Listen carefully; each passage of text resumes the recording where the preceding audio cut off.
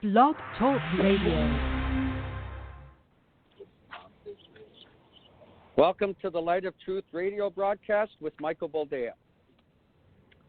All right. Well, as the kids like to say in the radio business, that was a cold open. Welcome to the program. This is the Light of Truth radio broadcast. I am your host, Michael Boldea, and it's good to be back with you, even though we are not currently live. Some weeks being live works, some weeks it doesn't, but we are recording this close enough to air date where everything we're going to be discussing today is minty fresh, also, as the kids like to say. Well, you know, if it's not one thing, it's another, as the old saying goes. So as the coronavirus started losing steam, as more and more people have decided to brave the elements and come out of their hovels, to feel the sunshine on their pale faces once again, there was an incident in Minneapolis. Now, if you've watched the video, you know what happened. There was an officer with his knee on a man's neck, which it was a horrible thing to watch. The man kept saying he couldn't breathe. And he ended up, expiring, passing away, dying. The officers involved were summarily fired. Personally, I do believe that charges should be brought because no human being ought to have another human being resting their knees on their neck for an extended period of time. But the thing that I find troubling is that it was instantly turned into a racial issue. Now, there are plenty of Spanish people, there are plenty of white people, there are plenty of Asian people, although the Asians, not so much with criminality. But there's plenty of people that die in police custody, yet somehow it doesn't become about race. Well, this, again, became a racial incident, and overnight, Minneapolis started a burning, and looters started a looting, and an old lady in a wheelchair was beat up, so violently so. I saw that video too, because when I come to talk to you, I like to be informed. I like to be up to date as far as what, again, I believe that the officers were completely out of line. I do believe that at some point they're going to get charged. I don't think they're going to get charged with premeditated murder, but manslaughter probably on the table, because it's a hard thing to watch and not cringe and not turn away. Watching a man squirm underneath another man's knee, saying he couldn't breathe, and the guy just not doing anything. Now, I understand there are those, especially the Facebook warriors, that insist that if you stood there and watched this and did nothing, then you too are a murderer. Well, if you're an average citizen and you try to go and attack a cop while arresting somebody, guess what's going to happen to you? And it's probably not going to be arrest. Adrenaline is already flowing. They see you as a threat. And they'll likely put you down permanently. Gunshots hurt. Now, horrible. It was horrible. But I don't believe that people that were passerbys, that were just witnesses, could have done anything to impact the situation. They were screaming, hey, get off him. He's not moving. Get off him. He can't breathe. But what more could those people have done? Again, there are reasons you don't rush a police officer unless you really want to try suicide by cop on for size. So I disagree with that mindset. Oh, if you didn't do anything, well, then you too are a murderer. No, it's the guy that had his knee on the other man's neck. If you want to, I guess, pin someone down for being a murderer. Honestly, I don't believe any officer of the law, whether a good cop or bad cop, wakes up in the morning and goes, I'm going to kill me somebody today. So you can't prove premeditation with this. I'm sorry. I understand that some people want to see them, hanging high, the electric chair, whatever, because there's plenty of people just outraged. But if you look at it from an objective standpoint, it was a horrible thing that happened. I do not believe that the officer was in the right, but calling it premeditated murder is a bit of a stretch. That said, what was it? A Target was looted, an AutoZone was burnt down, and this thing has extended into Los Angeles.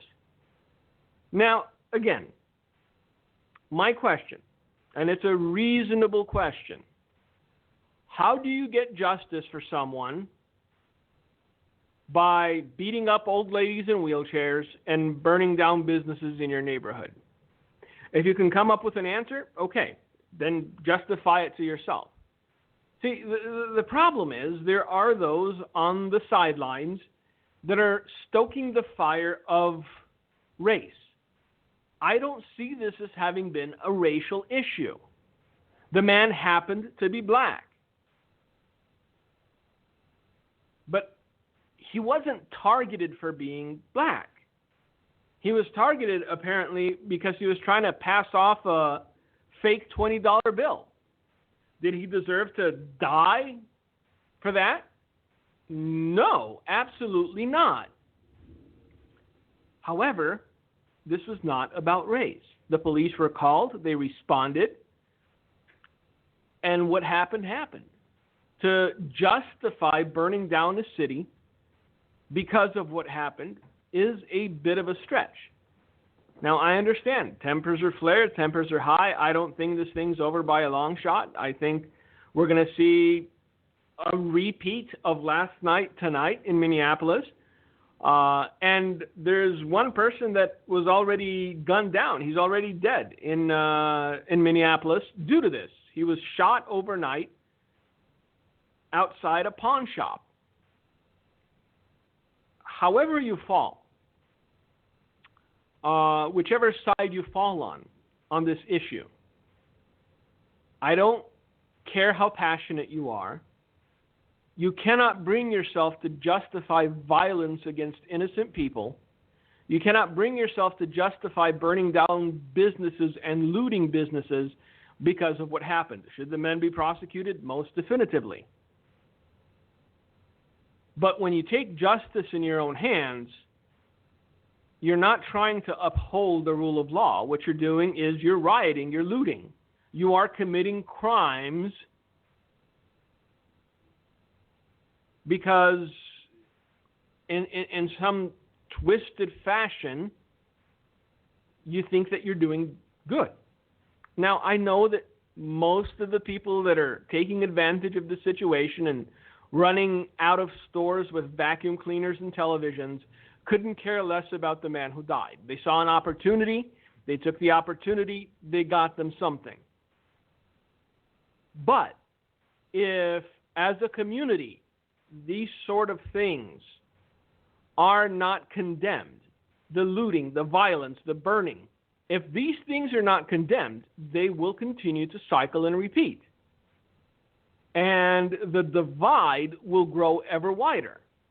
Because some people may have been sympathetic to the entire thing up until businesses started burning.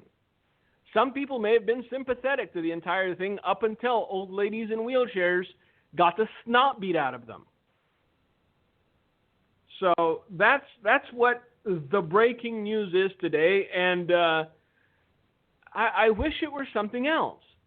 I wish it was something pleasant that took our eyes off the coronavirus, but no, it's this. And the reason that every media outlet has latched onto it, and the reason they're trying to format it the way they are, is because they realize the whole coronavirus fear is losing steam. One of the pieces of news that came out as recently as this morning, actually, was that the Centers for Disease Control have determined that the fatality rate of the coronavirus is 0.26%. That is a quarter of 1%. Technically, they say it's 8 to 15 times lower than they estimated. Let that sink in, because some states aren't easing at all. Some states are getting even more and more totalitarian. What was it? Virginia just ordered every person must wear a mask when they walk into a business. Like, any business that requires me to wear a mask doesn't get my business, period. That's the way I feel about it. And it's not because I'm some macho man or anything like that, but I don't want to feed the narrative that this is as deadly as some people say it is. The CDC, Centers for Disease Control, 0.26. We're going to get into that because it's important. Because you need to understand what is realistic fear and what is panic driven by propaganda. And if something is panic driven by propaganda, you have to ask yourself, what is the purpose? Why are they attempting to stoke panic? Why are they pushing the propaganda that they're pushing? Because there is an underlying reason for the things that they do. And it's not just extra clicks, and it's not just extra revenue. There is an undergirding principle and agenda here, and in order for their agenda to succeed, they must continue to stoke fear. They must continue to stoke resentment. They must continue to pit people against people. For no other reason than what? The color of their skin. Look, there may be racism in America. I'm not saying there isn't. But to hear some people say it, you'd think that every person and their uncle was a racist. I don't believe that to be the case. I am unconcerned with someone's skin color. The only thing that concerns me is that they're a person of their word and that they do what they said they would do. That's it. It doesn't enter the equation whether they're yellow or pasty or white or redheaded or black. And I know that most people feel the same way. But you have the race hustlers and you have the race pimps that this is all they know how to do. Pit one group of people against another group of people because that's the only way they exist. That's the only way they survive. That's the only way they make money. And they're willing to stoke fear to the point that people are suspicious of their neighbors just because of their skin color. They're willing to stoke rage to the point that people blinded by that rage are burning down stores in their own neighborhood because they get some extra TV time. And they get to send people to their website. If you want to support the fight against racism, go to my website. Now, that could either be Jesse Jackson, that could be Al Sharpton, that could be 110 of the thousands of hucksters that do the exact same thing. But let's get back to the statistics. Let's get back to, as the kids like to say it, because, oh man, for the past 2 months, all I've been hearing is science. Why do you deny science? Trust the science. Well, this is science. This is coming from the CDC. Science!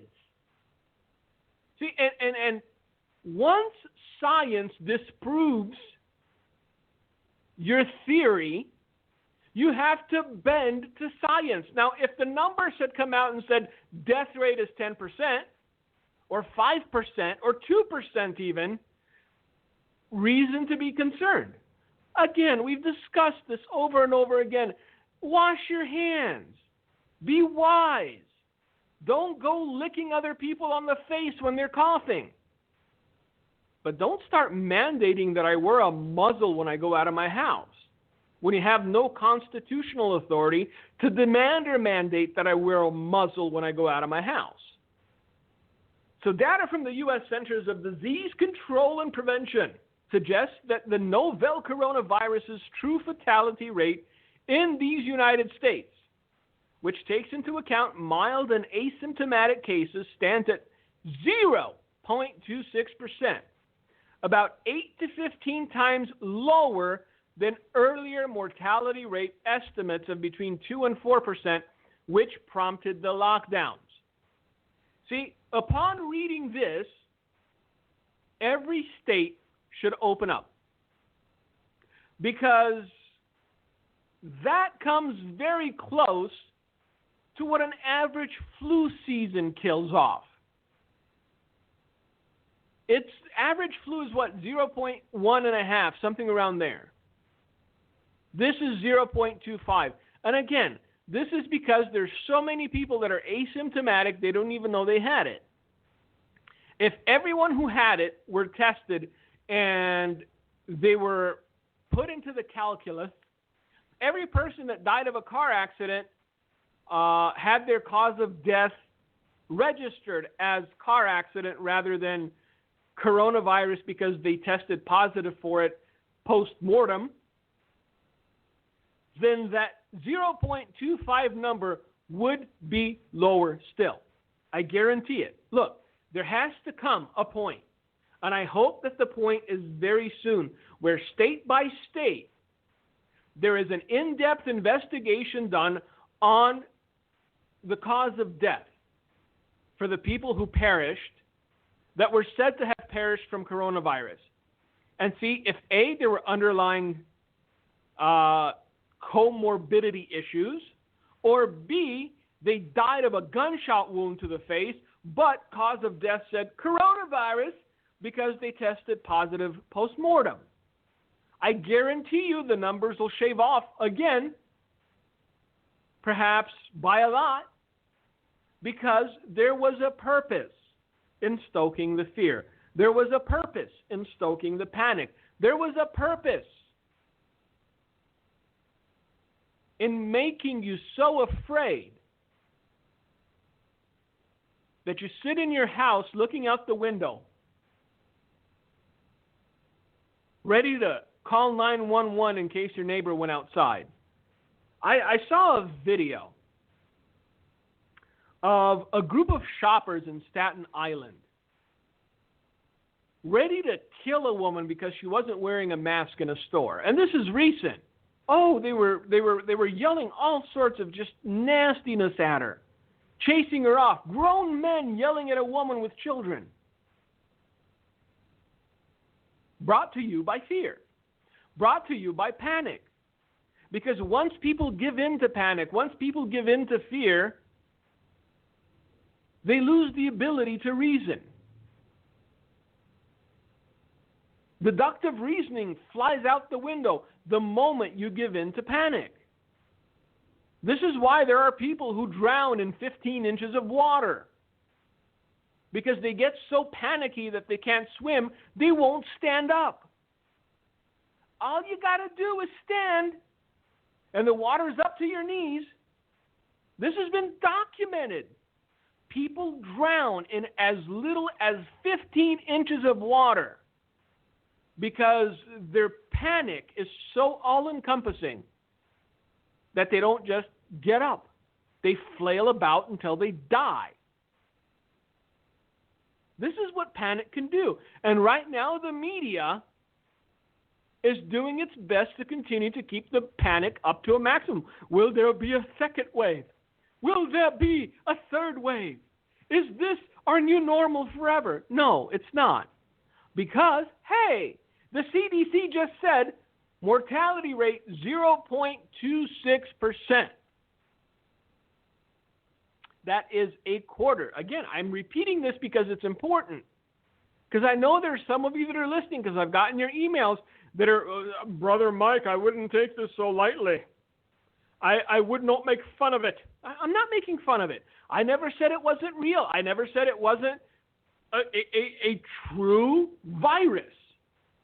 My issue was always with the mortality rate. My issue was always that the average death age is 85 years old. My issue is that 103-year-old people are recovering from it and celebrating with a beer. My issue was that they got an entire world to act like sheep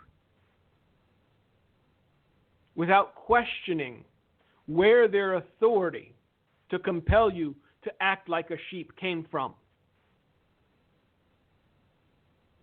Look, I hope there are lawsuits against every single sanctimonious, double-faced, hypocritical governor that at one side of their mouth is telling their people you're not allowed to go out or we'll fine you $1,000. And on the other side of their mouth, their husband's trying to get their boat in the water using his wife's position as hopefully leverage. If you haven't heard about it, it's a doozy of a story. You know, you remember Gretchen Obey Me Whitmer, the governor of Michigan? Well, her goofy husband went to try to have his boat put into the lake. And apparently, you know, the people were backlogged. And by his wife's own declaration, it was illegal to put your boat in the lake. And yet he had the temerity to go to these people and go, would it make any difference if I said that my wife, the governor, is the reason that I come to you and ask you to place me at the head of the line? Now, at first, Gretchen 999 Whitmer denied the whole thing happened. But then there was enough pushback, and there were people going, nope, he did it. Where now she says it was just a joke. It was a funny. He made it funny. He said, I am the governor's husband. Please help me out, huh? It was just a funny. Was it? Really? Because you have the governor of New Mexico breaking quarantine to go buy jewelry. You have the mayor of New York going for walks in the park when he's telling everyone else to stay home. You have the governor of Illinois coming across the border into Wisconsin to spend weekends with his family in Lake Geneva. So, again, I think people, the average citizen, should be fed up, not only with the measures that these fools are implementing, but with the hypocrisy thereof. I was reading something, and it was a good article. It made me smile. Some business owners are pledging to keep out customers who cover their faces. And this is, of course, probably in Texas, because only in Texas are people. Yep, it's in Texas. Here, let's get into this, and we'll get back to the 0.26, because we're going to have to balance it out. You see, some people understand the numbers, they believe the science, and they're no longer fearful, and they're no longer willing to be muzzled. Other people don't care a whit about the science. They just want to control. So the only time that science is used or called upon is when it benefits them to keep you locked down, when it benefits them to keep you at home, when it benefits them to keep the economy closed. We talked about this 2 months ago. Just wait and see the suicide rate spike, depression spike, alcoholism, abuse. Well, now they're finally catching up. And they're going, uh-oh, this is a lot worse than 0.26%. Because there are a lot of people in this country that are psychologically incapable of dealing with something like this. They've never known what it is to do without. They've never known what it is to be in isolation. And not all people. Some people like being alone. Some people like the idea of isolation. I'm one of them. I'm perfectly perfectly fine being all by my lonesome. Thankfully, I've got my wife and kids, and, you know, they break me out of my reverie once in a while. But I've got no problem with being indoors. My problem is being told by a pencil pusher that I have to be indoors. See, that's when the hairs on the back of my neck start to rise and I get a little antsy.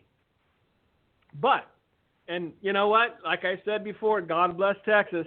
For 64 days, Kevin Smith had shut down the Liberty Tree Tavern to comply with government orders. Now he was cleaning and disinfecting and removing stools to cut seating by 3/4 as he prepared to open the bar. Plexiglass screens had gone up at the supermarket checkout. His neighbors in Elgin, Texas, were still wearing masks outside even after it was no longer mandated by the county. Sad, isn't it? And again, it's not comparable, yet it is. Because we often wonder how it is that people got in boxcars, or how it is that people snitched on their neighbors for being Jewish back in the Great Unpleasantness.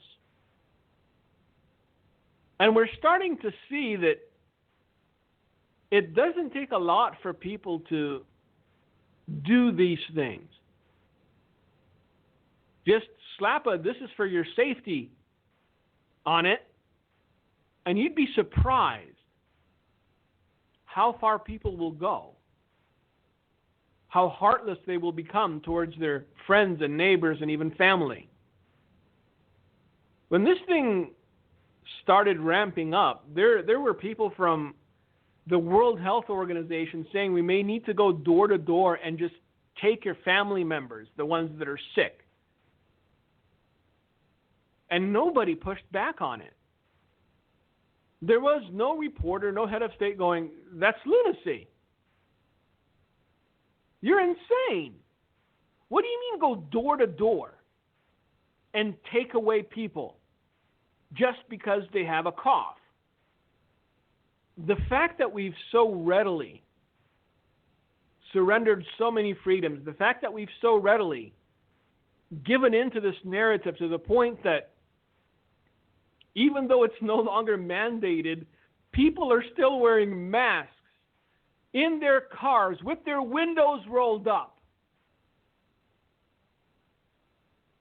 is scary to me. Because when a real crisis comes along, when some truly existential problem arises, and it will,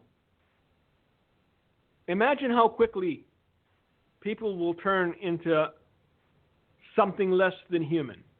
But let me read on about this bar owner, because you need a little levity. You need to smile. And this made me smile. Plexiglass screens had gone up at the supermarket checkout. His neighbors in Elgin, Texas were still wearing masks outside, even after it was no longer mandated by the county. He did not think such a response was necessary, he said, and he wanted to push back.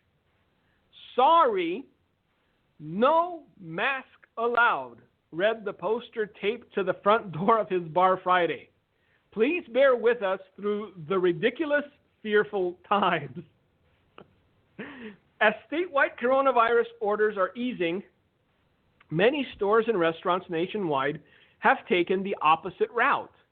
They have made face coverings a requirement, kicking out those who fail to comply and even going to court to enforce their directives. Yet, in the emergent culture war over masks, a handful of businesses, the Liberty Tree Tavern among them, are fashioning themselves as fortresses for the resistance. If we're only allowed to be at 25% capacity, I want them to be 25% of people that aren't girly men, that aren't sheep, Smith told the Washington Post. Being scared all the time isn't good for your health. It suppresses your immune system. At one Kentucky gas station, no one is allowed inside the adjacent convenience store if they are wearing a mask. Near Los Angeles, a flooring store encourages hugs and handshakes while prohibiting face coverings. The owner of a campground in rural Wisconsin vowed to treat clients sporting them inside facilities as he would a robbery in progress. Are you smiling yet? Because I am. This is what needs to happen to open people's eyes to the ludicrous measures that they've taken, especially now when the CDC says that the coronavirus's true fatality rate in the United States stands at 0.26%. And look, it's not for lack of trying, because they're still pumping out numbers. 100,000 dead since the coronavirus started. Well, we're averaging 7,500 people dead a day in America anyway. That's what the average death rate is in America. 7,500 people. So context, huh? We don't like context much, do we? Especially when we try to make people scared of their own shadow. We don't like context when we're trying to keep people panicky and afraid. Context. 7,500 people a day die in America. That's it. The case, or crude fatality rate, only takes into account confirmed coronavirus cases, excluding people with mild or no symptoms that do not require medical attention. You get that? Meanwhile, the infection fatality rate accounts for the estimated number of mild and asymptomatic cases. It tends to be lower than the crude fatality ratio because it shows that more people have contracted the virus without dying. The 0.26% mortality rate, about 3 in 1,000, linked to COVID-19, the disease produced by the coronavirus, is lower than the death rate predicted by the infamous Imperial College report and other assessments that prompted the lockdown across America.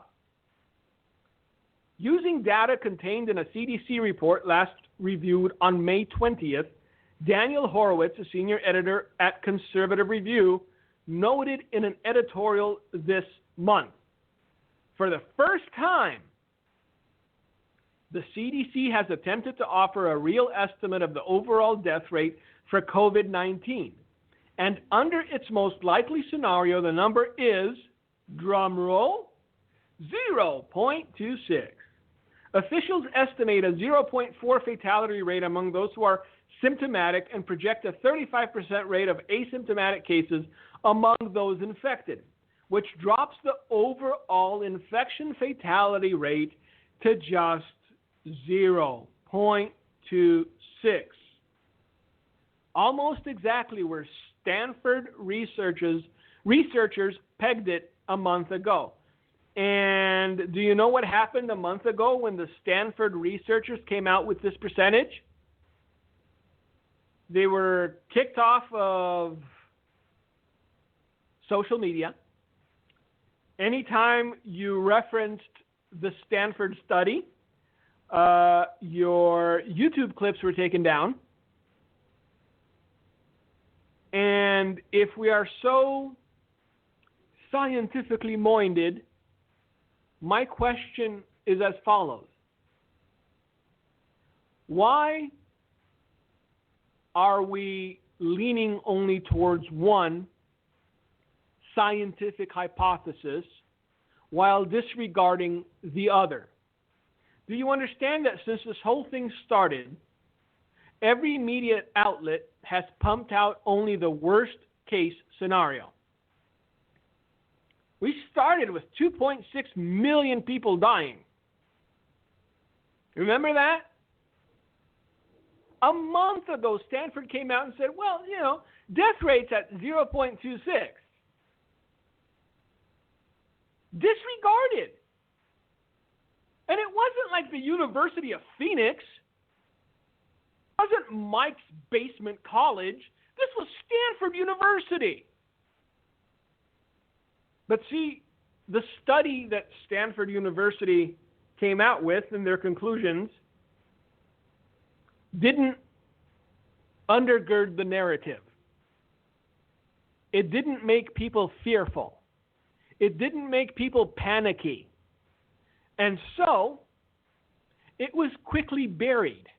And anyone that mentioned it was quickly disavowed.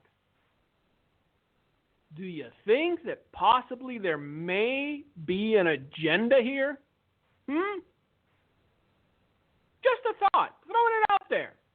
Meanwhile, even though the fatality rate is 0.26, almost 40 million people in these United States of America are jobless. These are new claims. Since this started, new claims for unemployment has spiked to 40 million or thereabouts. This week, new claims for unemployment benefits fell to 2.123 million. Data from the Department of Labor showed Thursday. That brings new unemployment claims a proxy for layoffs since the coronavirus pandemic began to claim jobs 10 weeks ago, nearly 40 million. And I'm going to say something that very few want to hear. Some of these jobs that were lost are never coming back. Some of these businesses that were forced into a shutdown over a virus that has a 0.26 mortality rate are never going to reopen. Livelihoods have been destroyed. Families have been decimated. All the while, sycophantic, pretentious, sanctimonious people on television earning upwards of $1 million a year are insisting that you're selfish if you want to go back to work. They're insisting that you're selfish if you want to feed your family. Look, if you want to know who the true enemy is, it's not white people, and it's not black people, and it's not brown people. The true enemy is the media that has an agenda who's propagandizing day in and day out without any sort of repercussion.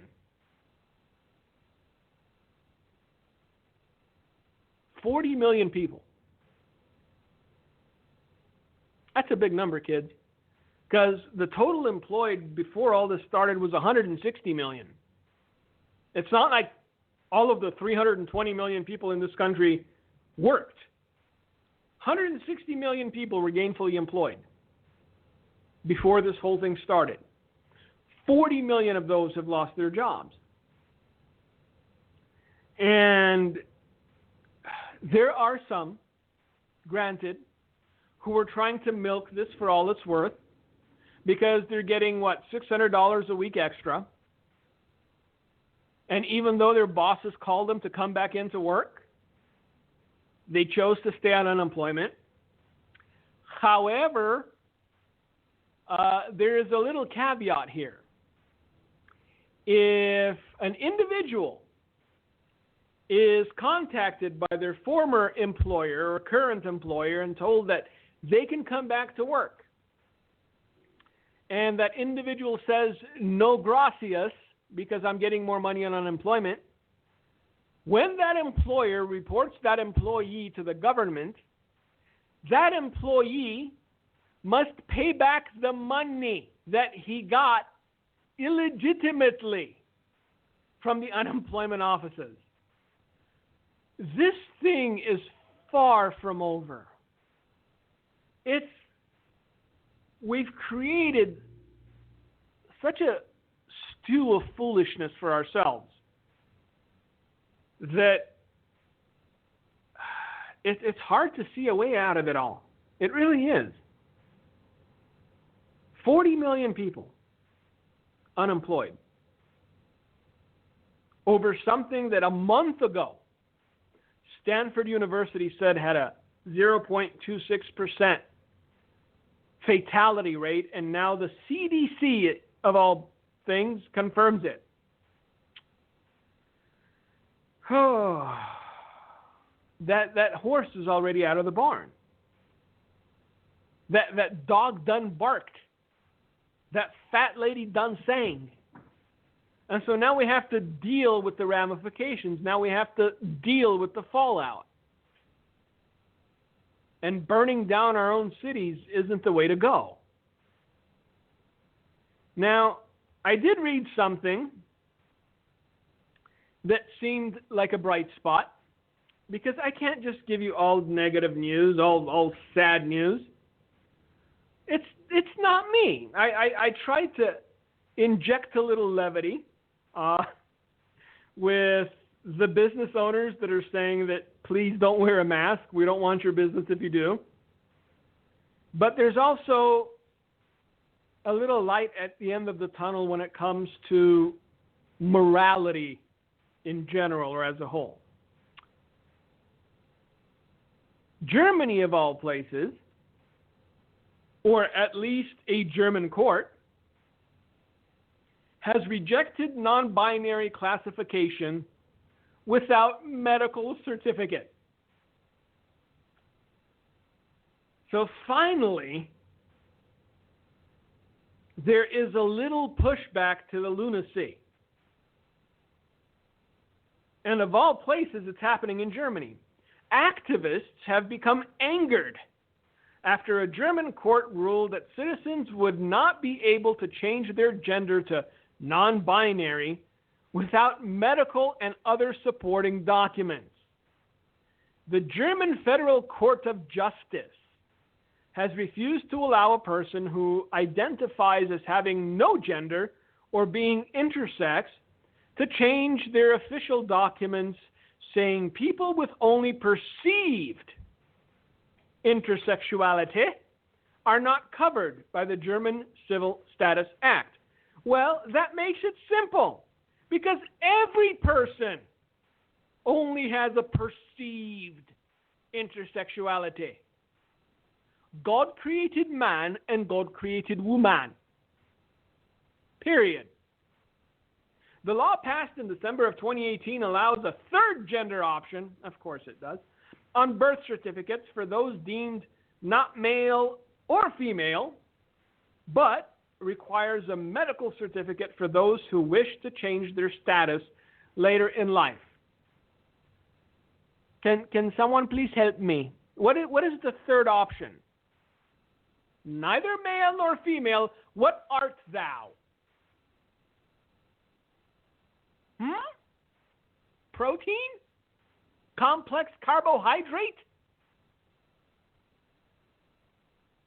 There needs to be, there must be, a pushback on this craziness.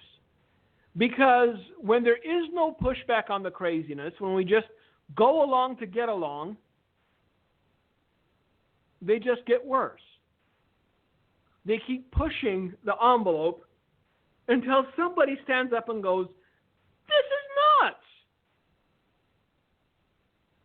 The complaint, which was registered by a person born in 1965 and listed as female on their birth certificate, was initially met positively by the Düsseldorf Higher Regional Court, which stated that the individual could change their gender. The federal court reversed the ruling. Well, good on you, federal court. In April of last year, the German Interior Ministry stated the 2018 law was not meant for transgender people, but those who were physically intersex. And as an aside, by the by, as the kids like to say, I was having this conversation with a friend earlier this week. There really isn't much foolishness going on lately, is there? There really aren't that many parents trying to transition their kiddies now, are there? Because see, when your tummy starts rumbling, all the foolishness kind of gets waylaid. When your tummy starts a rumbling, you insisting that your 5-year-old son is actually a girl takes a backseat to survival, doesn't it? But I guarantee you, as sure as today is May the 28th, when this thing passes, when we get a respite, they'll be right back at it. Pushing the agenda, pushing the narrative, because it's the only thing they know how to do. They don't quit. This is why we have to be vigilant. Because the other side doesn't quit. We must be continually vigilant. Because if we're caught asleep at the wheel, this thing is going to go off the tracks mighty quickly. And even if we're awake, it may still. Because there are powerful forces pushing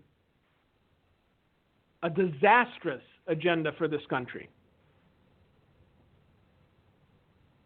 Right now, the newest thing, and it's something that it's their go-to. It's what they push every time they've got no options left. Race baiting and race wars. It started in Minneapolis. It's spread to Los Angeles. Let's see where it goes by weekend.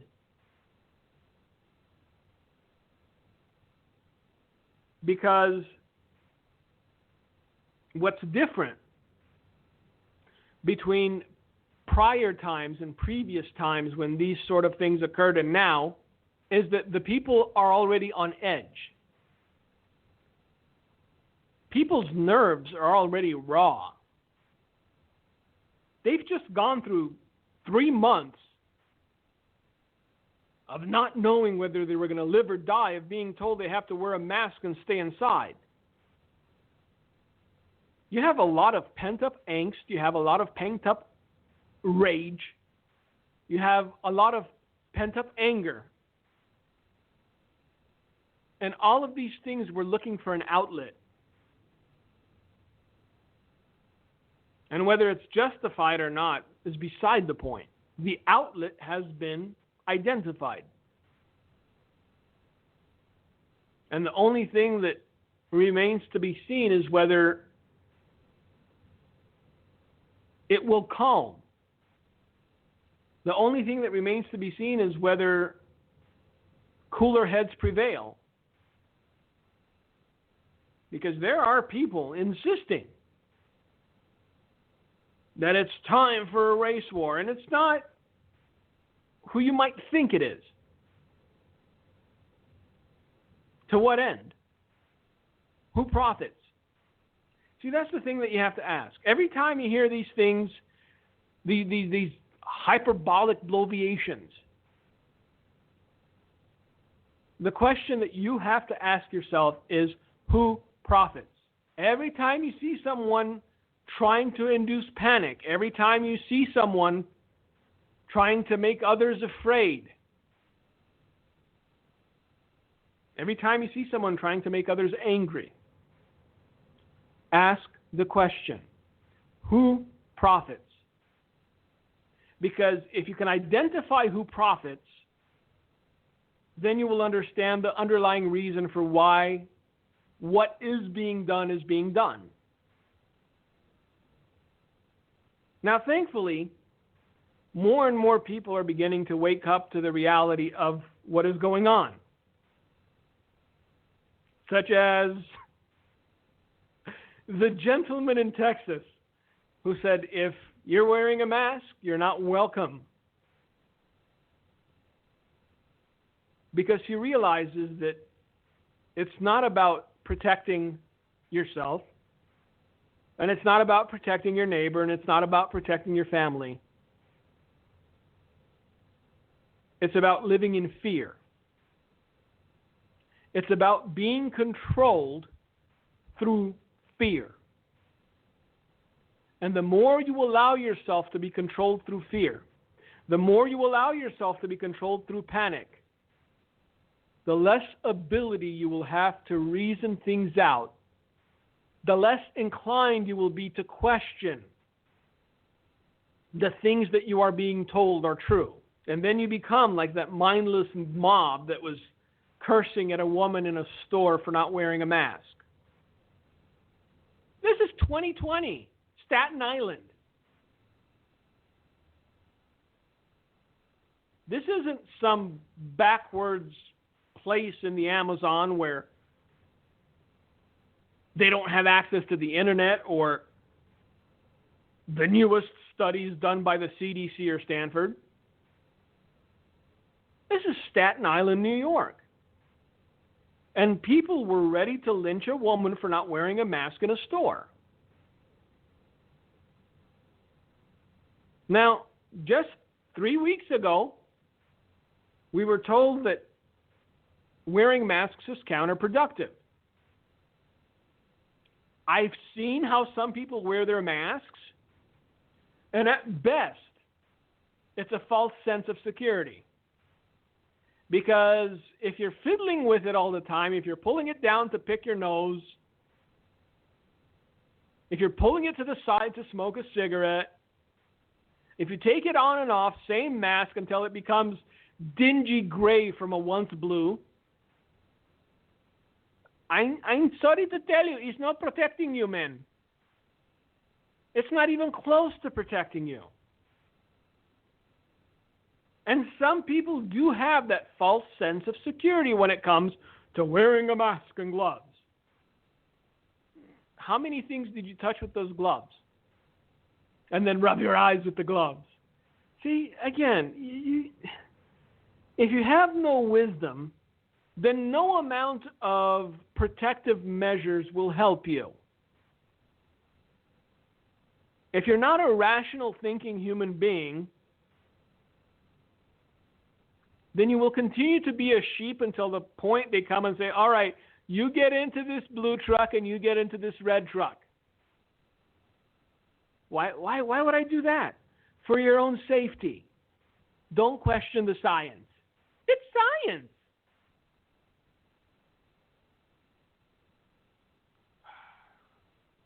I think it had to take something like this for us to realize some very fundamental truths.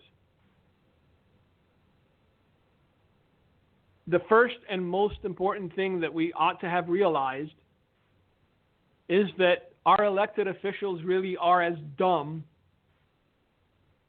as we feared they were. See, there's always this sense and this aura of intelligence for people who get elected to higher office, like governor or mayor or whatnot. Their actions over the past couple of months have proven undoubtedly that they're maybe 1 or 2 points, IQ points away from being diagnosed as mentally deficient. And I can run down the list of why. When the first thing that you realize is that the elderly are the ones that are most susceptible to dying from this. And the first thing you do is send the elderly back to old folks' homes and forbid them from leaving. Allow me to say that I question your intelligence. See, and it's not for lack of trying, because the media tried to prop up Cuomo, didn't they? Oh, the governor of governors. He's responsible for a lot of old people dying. Call it what it is. And even though the media did its best to cover up for him, it still got out. And people are still scratching their heads going, I think Andrew Cuomo killed my grandma. The second thing that we realize is the hypocrisy of our elected officials. Because every single thing they tell you, you must do, they don't. Do as I say, not as I do, the law for thee, but not for me. And that is the very definition of tyranny. And if this is all it takes for us to live under tyranny, if this is all it takes for us to live under tyrannical rule, then perhaps we don't deserve the freedom that so many have fought and died to preserve. I'll say it. Maybe we don't deserve what we've been given as a nation. Maybe we don't deserve to live free. If this is all it takes for us to bow the knee, if this is all it takes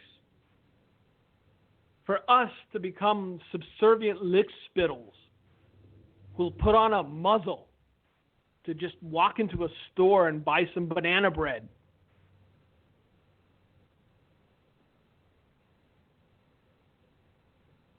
then maybe we will never more see a great generation. Maybe all the greatness is in the rear view. And all that awaits us is a hellscape of our own making, where you're told what you can do, you're told what you can't do, you're told when you can come out of your house, how you're supposed to be dressed, where you can go, who you can congregate with, down to the most minute of detail. If that's the future that you want, then continue to obey. Because they have big plans, kids. From contact tracing to Google taking your temperature when you touch your phone, to your constitutional rights and protections being stripped away from you. All this being done due to a virus that has a 0.26% mortality rate. That's all it took. That's all it took. 0.26%. So the next time we beat our chest and think that we're the greatest, just remember how many of us were cowards in the face of something that has a 0.26% mortality rate. And with that, I will leave you for the week. May God bless you. May God keep you. And until next time, Gino, if you've got anything to say, it's all yours. Thank you, Mike.